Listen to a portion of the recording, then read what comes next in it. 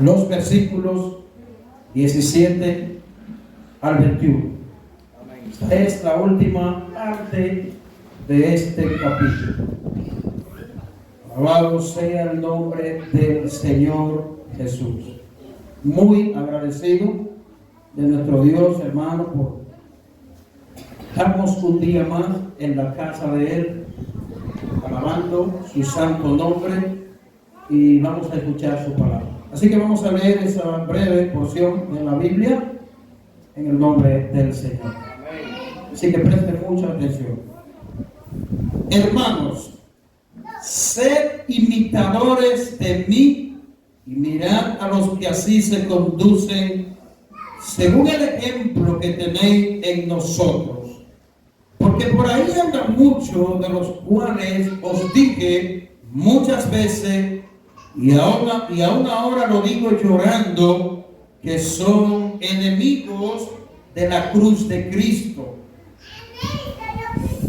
el fin de los cuales será perdición, cuyo Dios es el vientre, y cuya gloria es su vergüenza, que solo piensan en las cosas, solo piensan en lo terrenal, mas nuestra ciudadanía está en los cielos, de donde también esperamos al Salvador, al Señor Jesucristo, el cual transformará el cuerpo de la humillación nuestra para que sea semejante al cuerpo de la gloria suya, y por el poder con el cual puede también sujetar a sí mismo todas las cosas. Gracias, Señor, tu santa palabra. ¿Se puede sentar, querido hermano? El tema que estaremos hoy exponiendo, basado en estos pasajes, es el siguiente: la obligación más fundamental del creyente. La obligación más fundamental del creyente. Todo ser humano inmediatamente empieza a tener raciocinio, es decir, al pasar la edad de niño, pasa la edad de adolescente, joven, y por ahí se va, ya empieza a sentir un sentimiento de responsabilidad en él o en ella. Entiende que hay muchas obligaciones a las que tiene que someterse, obligaciones que tiene que llevar a cabo. Y al nosotros leer y ver estos pasajes bíblicos, más adelante nos vamos a dar cuenta cuál es la razón por la que nosotros titulamos la obligación más fundamental del creyente.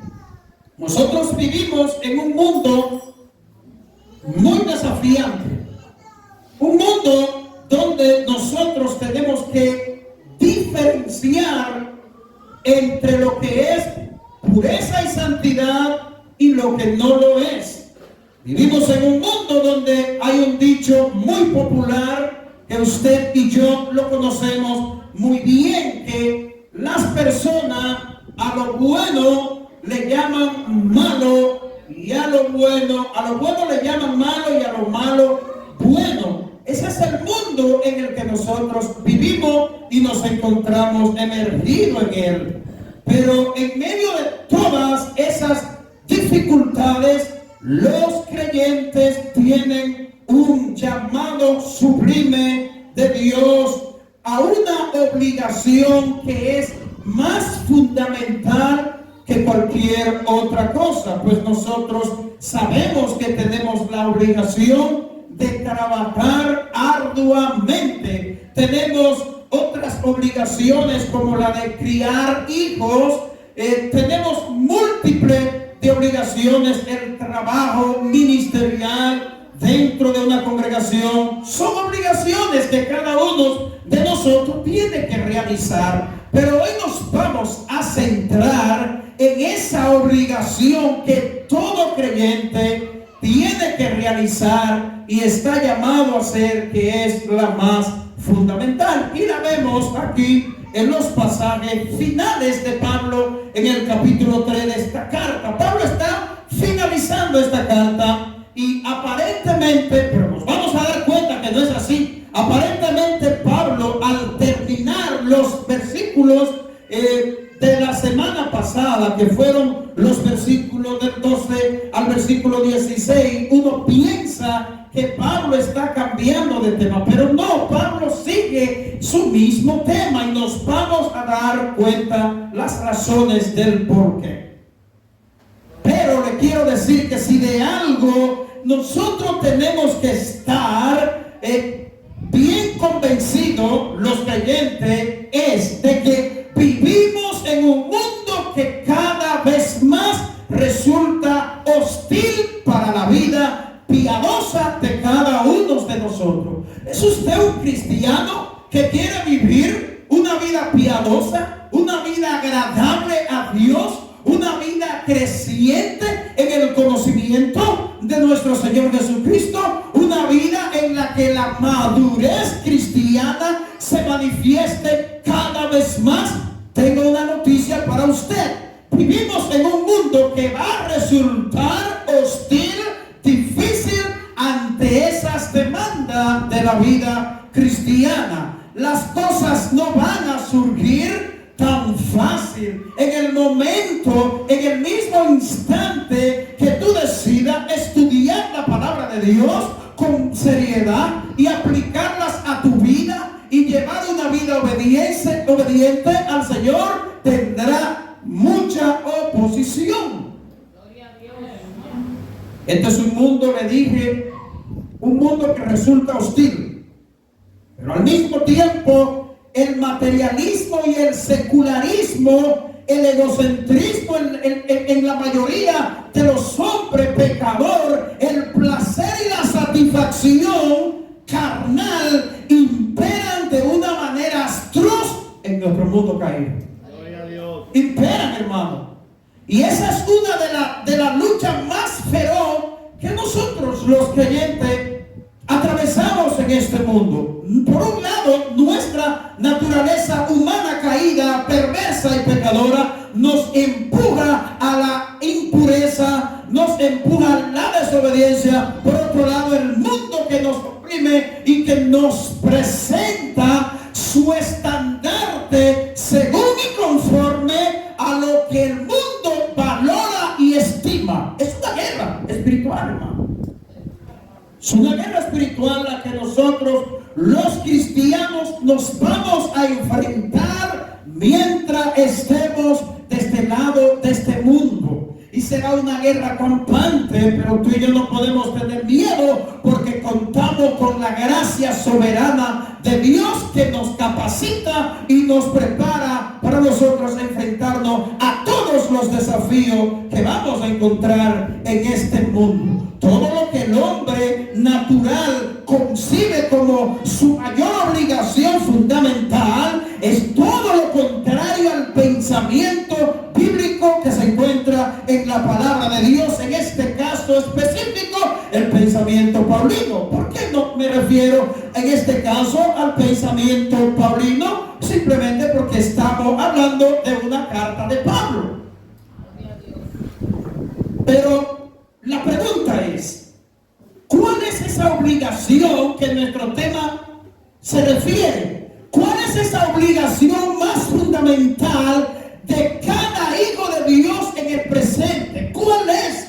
Que es una obligación, porque la palabra fundamental lo que significa es el valor que tiene lo que yo debo hacer, a lo que me voy a someter, lo que voy a realizar. Por eso es fundamental. Entra en lo que es algo prioritario en tu vida y en mi vida. Pero ¿cuál es esa obligación? Es la pregunta. Y dando alguna respuesta breve, porque más adelante nos vamos a referir bien detalladamente a lo que nos estamos refiriendo, pero es aquella obligación cuyo objetivo principal es que Cristo la vida de cada uno de nosotros. ¿Y cómo será Cristo glorificado en tu vida y en mi vida? Será glorificado en la manera de vivir, será glorificado en todo lo que tú hagas, tu manera de hablar, de actuar, será glorificado en todo lo que hagas en tu congregación, será glorificado en toda tu manera de actuar en esta tierra. Ese es el objetivo principal. Pareciéndonos cada vez más a Él en toda nuestra manera de vivir. Sí, estamos nosotros convencidos, es verdad, de que este mundo ejerce una influencia feroz, y eso no lo podemos negar. Estamos convencidos de eso, pero yo quiero decirte que las armas de nuestra milicia no son carnales, sino poderosas en Dios para la destrucción de fortaleza. Yo creo, hermano, que cada vez más las cosas se pondrán difíciles en el sentido de que como pueblo de Dios, como iglesia del Señor, seremos más odiados, como lo dijo el mismo Cristo. Seremos aborrecidos por este mundo que tiene, como ya le mencioné, un estandarte que es contrario a lo que la palabra del Señor nos presenta. Y es allí donde va a iniciar la real feroz guerra contigo y conmigo. Sí, estamos convencidos de que toda la eternidad, hasta la eternidad, hasta que no lleguemos a la eternidad, no llegaremos a la perfección completa, como ya Pablo se ha referido anteriormente. Sin embargo, la Biblia nos presenta un estandarte que seguir y modelar, y esto es lo que Pablo nos deja ver claramente en estos pasajes. Pablo lo deja ver bien claro en estos pasajes, hermano.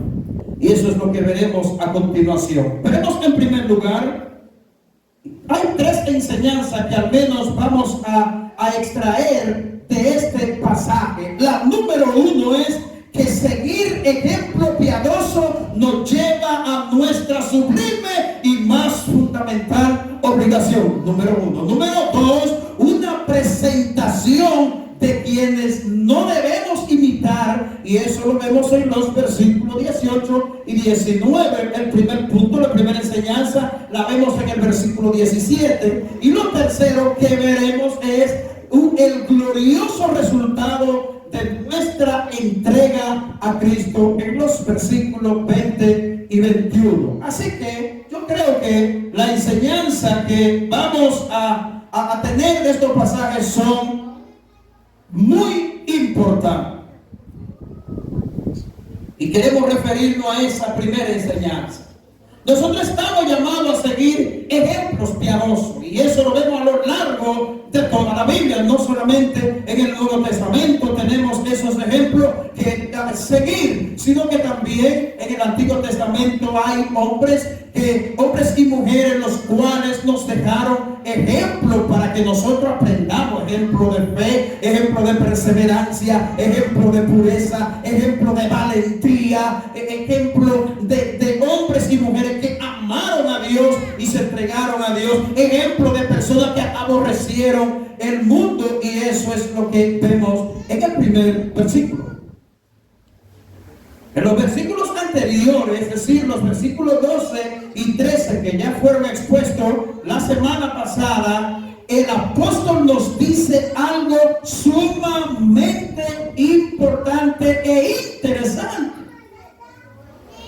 y que pudiera parecer chocante con lo que nos diría o nos va a decir en el versículo 17. Y vamos a darle un vistazo para que usted vea. Versículo 12 de nuestro pasaje anterior dice: no que lo haya alcanzado ya, ni que sea perfecto, sino que prosigo por ver si logro hacer aquello para lo cual fui también asido por Cristo. Versículo 13, hermanos, yo mismo no pretendo haberlo ya alcanzado, pero una cosa hago, subraya esa palabra, olvidando ciertamente lo que queda atrás y extendiéndome a lo que está delante, prosigo. Versículo 14, prosigo a la meta y al premio del supremo llamamiento llamamiento de Dios en Cristo Jesús. Así que todo lo que somos perfectos, esto mismo sintamos, y si otra cosa sentí, esto también lo revelará Dios. Pero en aquello a que hemos llegado, seguimos una misma regla, sintamos una misma cosa. Al nosotros llegar al versículo 17, pareciera que Pablo se está contradiciendo, porque Pablo está diciendo que él no es perfecto, él no lo ha logrado todo. En otras palabras, Pablo está diciendo aquí claramente y de manera explícita: hay imperfecciones en mí, no soy perfecto. Es más, ustedes van a ver imperfección en mí. Es lo que Pablo claramente está diciendo. Pero cuando llegamos al versículo 17 de nuestro texto, dice: hermanos, sed imitadores de mí. Entonces, pareciera contradictorio lo que Pablo está presentando. Por eso te dije al principio que Pablo no ha cambiado de tema. Al parecer Pablo cambió de un tema a otro. Hermano, sed imitadores de mí y mirad a los que así se conducen según el ejemplo que tenéis en nosotros. Pablo está hablando aquí que es fundamental en la vida cristiana que cada uno de nosotros tenga ejemplo que seguir. Personas que con su ejemplo nos van a enseñar, nos van a moldear en ciertas áreas de nuestras vidas. Y era por eso a lo que me refería, que Pablo no ha cambiado de tema. Pero entre la segunda parte del versículo 13 y el resto del 14 hasta el 16, como ya lo leímos, entendemos mucho mejor, porque el apóstol nos invita a que lo imitemos. ¿Por qué Pablo dice: no soy perfecto, no lo he logrado todo, pero imítenme a mí como yo he imitado a Cristo? Es decir, aunque no seamos perfectos, como ya nos referíamos, no lo hemos logrado todo, pero hay parte de la madurez cristiana y del crecimiento espiritual que nosotros podemos imitar, de los cuales nosotros podemos aprender muchas cosas. Hay muchas cosas que nosotros podemos imitar de otros siervos del Señor sin miedo, hermano. Hay cosas que podemos hacerla tal como otros lo han hecho. Por ejemplo, podemos imitar la vida de oración de un siervo de Dios. Podemos imitar la compasión de un siervo de Dios por las almas. Podemos imitar la vida de servicio, de entrega, de abnegación que hombres y mujeres de Dios nos han dejado plasmada en sus biografías. Hay biografías de hombres que ya murieron y duermen en el Señor, que cuando usted la lee y escucha y aprende de la vida de esos hombres de Dios, usted es inspirado a ser fiel a Dios. Así que esto no quita lo que Pablo está diciendo. Yo no lo he logrado todo, no pretendo ser perfecto. No quita de que nosotros tengamos ejemplo que seguir, no solo de Pablo, sino de creyentes, los cuales comparten con cada uno de nosotros en nuestra congregación. Poderoso es el Señor. Eso es lo que Pablo nos va a decir en 1 Corintios, capítulo 11, versículo 1. Pablo se lo dice a los corintios: sean imitadores de mí como yo de Jesucristo. Y esto nos deja bien claro a nosotros que en el cuerpo de Cristo se necesitan ejemplos que nosotros podamos imitar. Necesitamos hombres y mujeres de Dios que no veamos la perfección absoluta en ellos, pero que veamos gente que ha sido impactada por Cristo y su palabra, gente que ha sido impactada por las enseñanzas de nuestro Señor Jesucristo, que nosotros podamos decir: esta persona ha dejado huella que son dignas de imitar. Poderoso es nuestro Dios. Está más que evidenciado que el pecado y el mundo, con su gran decadencia moral y espiritual y de otra índole, sirviéndole, no pretenden impedir que hayan hombres y mujeres piadosos, los cuales nosotros podamos imitar su fe y su conducta. No, esto no quiere decir, aunque el mundo se esté cayendo a pedazos, hermano, aunque lo que nosotros escuchemos en la radio y en la televisión y en las diferentes redes sociales y noticias negativas van y vienen, esto no quiere decir que no hayan hombres dignos de imitar. Y si vamos a encontrar un hombre en el Nuevo Testamento que dejó ejemplo a las diferentes iglesias y a las personas a las que él discipulaba y dirigía, ese era nuestro hermano apóstol Pablo. Es tan impresionante lo que Dios puede hacer en la vida de una persona que podríamos pasarnos horas refiriéndonos a hombres y mujeres de Dios que están en la Biblia sin mencionar a Cristo explícitamente, porque de algo debemos estar seguros, y es que lo que Dios ha hecho en nosotros o lo que nosotros podemos manifestar, debemos llevar toda la gloria a Dios, porque sin Él nada podemos hacer. De manera que toda la gloria aquí debe ser dada a nuestro Dios. Lo que Pablo fue y lo que fueron otros hombres de Dios en la Biblia, todo es por la gracia y la misericordia de nuestro Señor. Todo lo que tú y yo podamos alcanzar es por la gracia de nuestro Señor y Salvador. Pero quiero decirle que esta ha sido y será una de las herramientas que Dios ha usado a lo largo de la historia para preservar la pureza y la vida digna de ser reflejada e imitada. A hombres y mujeres de Dios que a lo largo de la historia Dios ha usado como marco de referencia de que realmente Dios cambia y transforma, Dios regenera, Dios produce nuevo nacimiento en un individuo que se entrega a Cristo en toda fe y plenitud hacia Él, hermano. De eso nosotros debemos estar seguros. Esa ha sido nuestra primera enseñanza que encontramos en este pasaje, en el verso 17, que seguir ejemplo piadoso nos va a llevar a nuestra sublime obligación. ¿Y cuál es esa sublime obligación? Como ya mencionaba, es parecernos cada vez más a Cristo, es procurar que en vez de seguir los patrones que el mundo nos presenta, obviemos los patrones de este mundo y sigamos el patrón que Dios nos ha dejado, aunque recuerde que no se le olvide que los que quieran vivir piadosamente en Cristo Jesús padecerán persecución. El anhelo de tú serle fiel a Dios, el anhelo de tu santificación, el anhelo de servirle, el anhelo de entrega que Dios obviamente ha puesto en ti, va a producir en ti persecución, aborrecimiento del mundo. Así ve el mundo la vida cristiana y a los cristianos.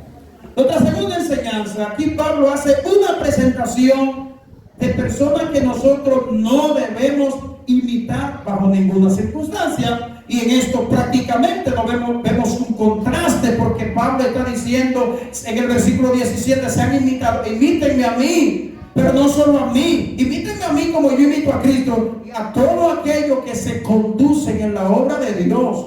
Imiten su fe y su ejemplo. Pero aquí Pablo nos va a presentar ahora a aquellos individuos que le han hecho grandes daños a la iglesia del Señor.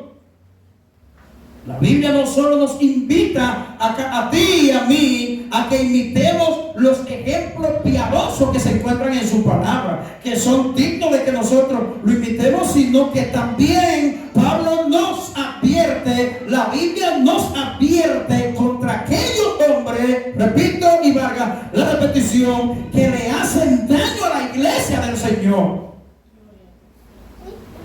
Poderoso es nuestro Dios. Hombres que son malvados, hombres llenos de maldad. Así como la vida de hombres y mujeres que han sido influenciados por Cristo, pueden también influenciar influenciar a otro. También lo que aquellos hombres malvados pueden tener la capacidad de influenciar también a otras personas. Veamos los versículos 18 y 19 que dice: pero todo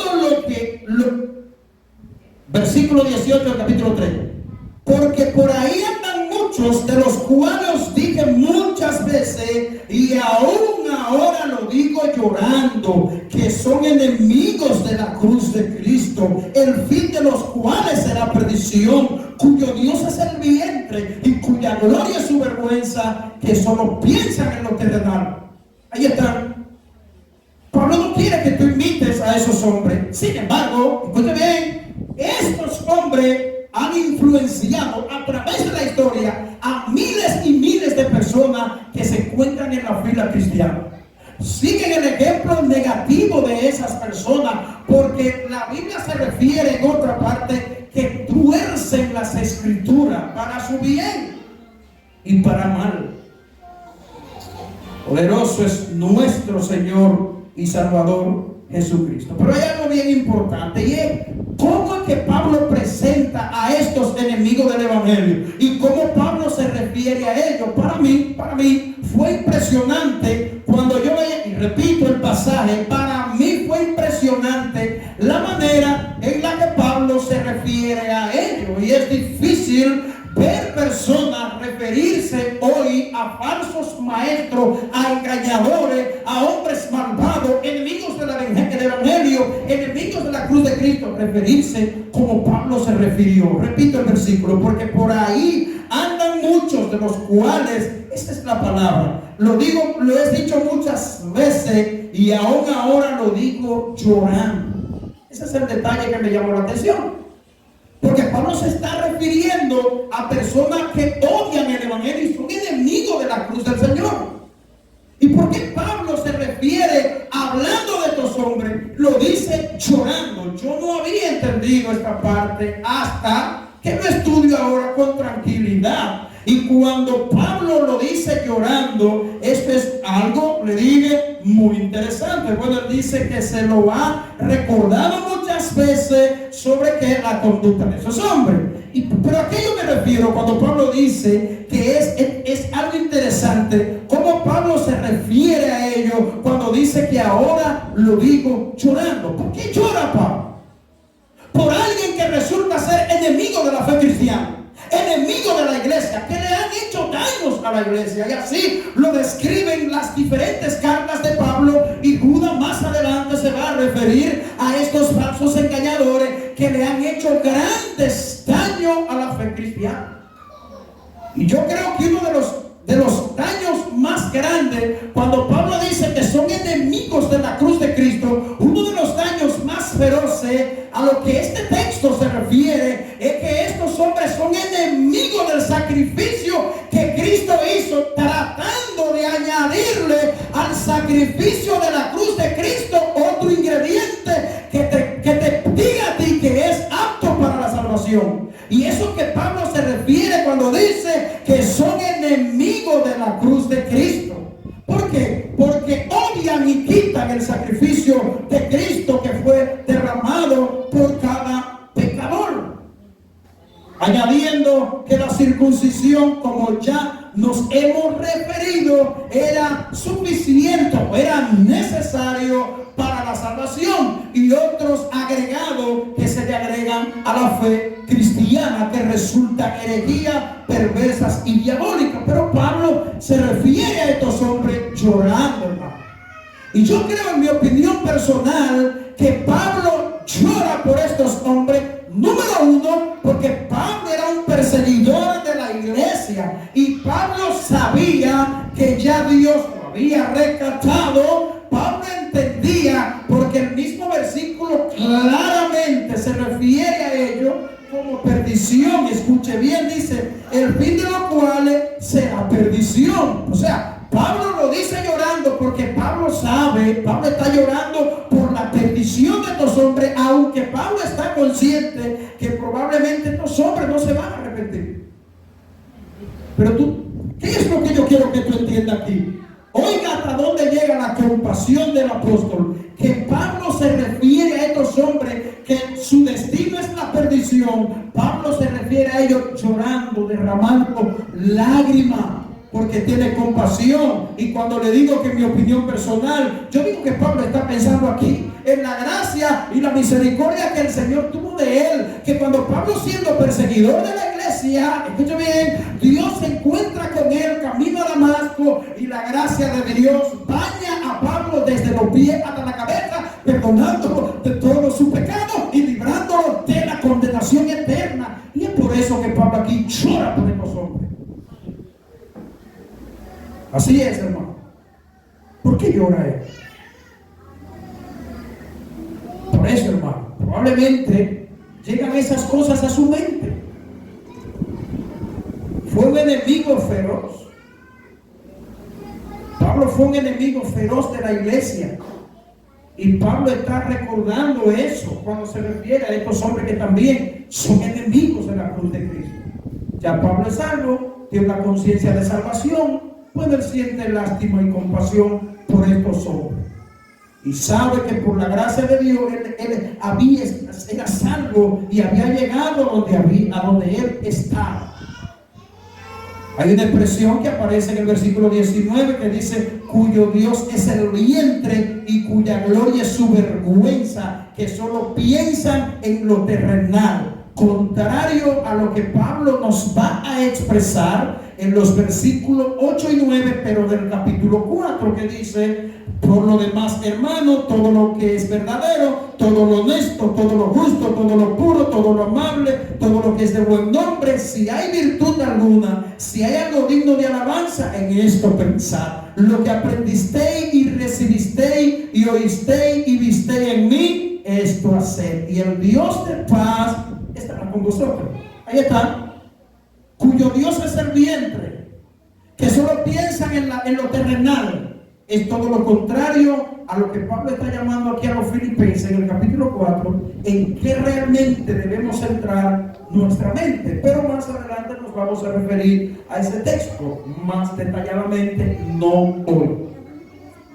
Pasemos a considerar nuestra tercera y última enseñanza en este pasaje. Versículos 20 y 21. Escuchen. Dice: mas nuestra ciudadanía está en los cielos, de donde también esperamos al Salvador, al Señor Jesucristo, el cual, versículo más hermoso, el versículo 21, el cual transformará el cuerpo de la humillación nuestra, para que sea semejante al cuerpo de la gloria suya, por el poder por el cual puede también sujetar a sí mismo todas las cosas. Esto es extraordinario para mí, porque aquí nosotros vamos a ver el glorioso resultado de aquellos que se han entregado a Cristo en arrepentimiento y fe. Escuche esto. Era razonable para Pablo referirse a los tesalonicenses: mas nuestra ciudadanía está en los cielos, de donde también esperamos al Salvador.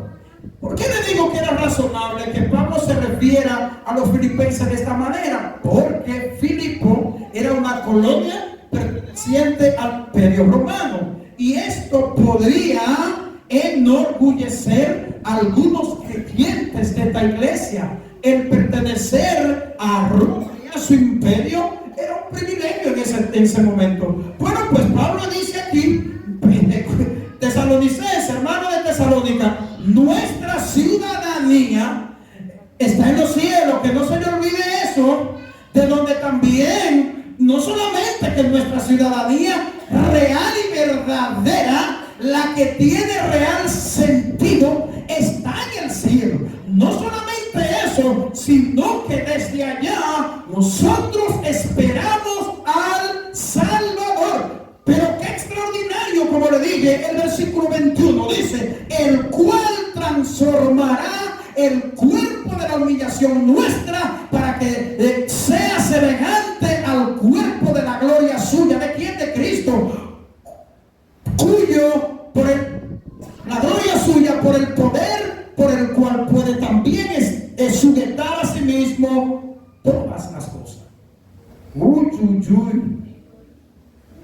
Era entonces razonable razonable que Pablo se refiera a ellos de esta manera, para que ellos entiendan, y con razón le dice que estos hombres solo piensan en lo terrenal, su vientre. Y la palabra vientre que Pablo menciona aquí es una palabra simbólica que quiere mostrar una realidad más real que lo que el estómago o el vientre puedan apetitar, porque nuestro vientre y estómago muchas veces apetitan alimentos que nos hacen daño a la salud. Pero Pablo está figurando aquí, el vientre se refiere a todo el apetito carnal y pecaminoso que estos hombres pueden tener. Así que Pablo no se está refiriendo a algo literal, pero es en este detalle en el que me quiero detener. No es en este detalle que le acabo de mencionar que yo me quiero detener, sino en ese glorioso resultado que gozaremos aquello que hemos depositado nuestra fe y toda confianza en nuestro Salvador, el cual esperamos de aquella gran ciudad. Él regresará por segunda vez. Así lo expresa el verso 21. Dice, viene para cumplir la promesa más gloriosa que aguarda a cada creyente de todos los siglos, los que duermen en el Señor y nosotros que estamos vivos. ¿Cuál es esa esperanza más gloriosa? Que en cumplimiento de la promesa del Señor, Dios traerá que Cristo vendrá y vuestros cuerpos débiles serán transformados en la gloria suya. Recibiremos un cuerpo incorruptible, recibiremos un cuerpo inmortal, recibiremos un cuerpo que no va a tener acceso al pecado, ni a la vejez, ni a la muerte, sino que todas esas cosas pasarán solamente a la historia pasada. Así que nosotros debemos concluir diciendo, de acuerdo a lo expuesto hoy, atención, mi amado hermano y hermana, ¿crees tú que está cumpliendo con tu mayor obligación, que es procurar cada vez más ser semejante a Cristo? A través de la santificación, a través de la obediencia, a través de la compasión por las almas, a través de un servicio abnegado. ¿Tú crees que está cumpliendo la forma en la que vive, practica el evangelio? Muestran que tú estás cumpliendo con la mayor obligación de tu vida. ¿Dónde están centrados tus pensamientos, como expresa el mismo Pablo en los Filipenses, donde leímos capítulo 4, versículos 8 y 9? ¿Dónde se encuentran centrados tus pensamientos? ¿En la cosa de arriba o en la cosa de abajo? Respóndete tú. Piensa, medita. ¿Y en qué formas prácticas este pasaje bíblico de hoy puede confrontar y edificar tu vida cristiana, hermano? Es lo que nosotros debemos preguntarnos. ¿Qué yo puedo sacar de este pasaje bíblico de hoy que yo pueda aplicarlo a mi vida? Yo debo preguntarme yo debo hacerle pregunta a mi vida interior mediante este pasaje bíblico, hermano. Ciertamente, el mundo y los suyos muchas veces, no muy poca, ejercen gran influencia hacia nosotros, convirtiéndose así, escuche bien, en el modelo para muchos creyentes. Sí, el mundo y sus influencias muchas veces se convierte en el ejemplo que muchos creyentes siguen y modelan. Y esto no debe ser así. El Señor nos ayude a parecernos cada vez más al Señor Jesucristo y así cumplir nuestra mayor obligación.